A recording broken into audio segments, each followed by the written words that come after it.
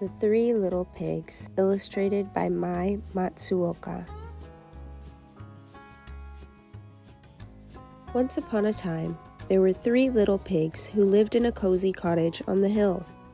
They loved to eat all the delicious food their mother made them every day. They ate so much that it wasn't long before the 3 little pigs had grown so big that there was no room for them in the cozy cottage anymore. "I'm sorry," said their mother one morning, "but it's time you made your own way in the world."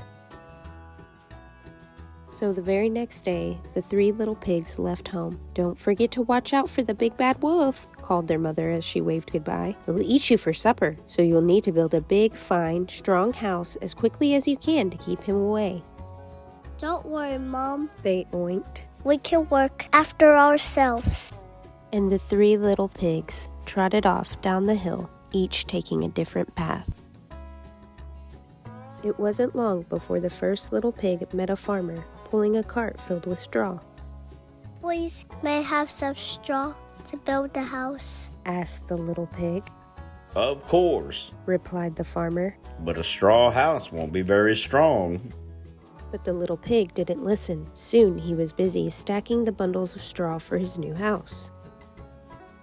In no time at all, the house of straw was finished, and the little pig went inside for a nap. He had just shut his eyes when there was a knock at the door. It was the big bad wolf, and he was hungry. Little pig, let me in," growled the wolf.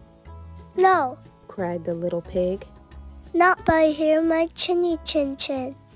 "Then I'll huff and I'll puff and I'll blow your house down," laughed the wolf. And that's just what he did. Huff, puff, whoosh. Meanwhile, the second little pig was walking along the road when he saw a woodcutter piling up sticks. "Please, may I buy some sticks?" he asked politely. "I want to build a house." "Of course," answered the woodcutter. "but a house made of sticks will soon fall down." But the second little pig wasn't listening. He was much too busy planning his new stick home. Soon the house was finished. The little pig had just sat down to rest when there was a knock at the door. It was the big bad wolf. He was even hungrier now.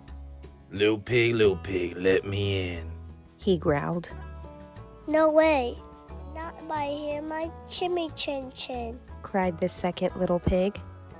"Then I'll huff and I'll puff and I'll blow your house down," cried the wolf, and that's exactly what he did.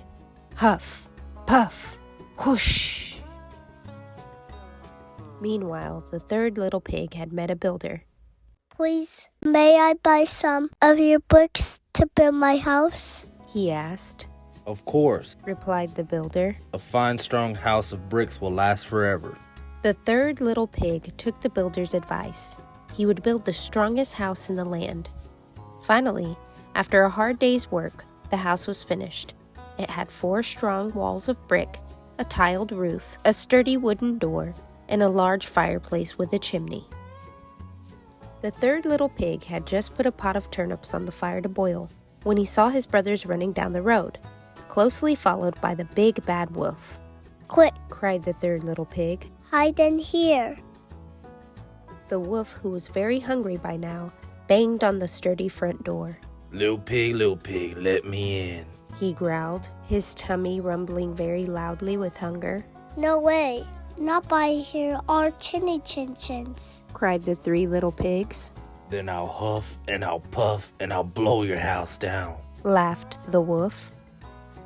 So he huffed, and he puffed, and he puffed, and he huffed, but the brick house stood firm.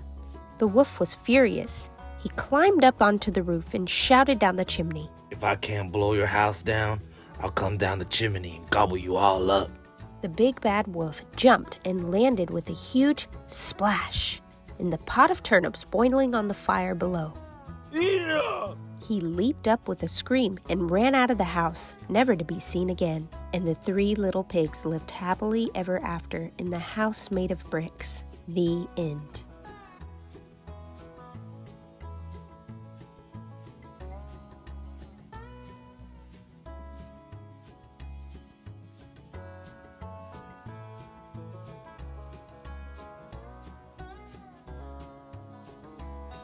Thank you for watching Peter and Size Toys. Bye.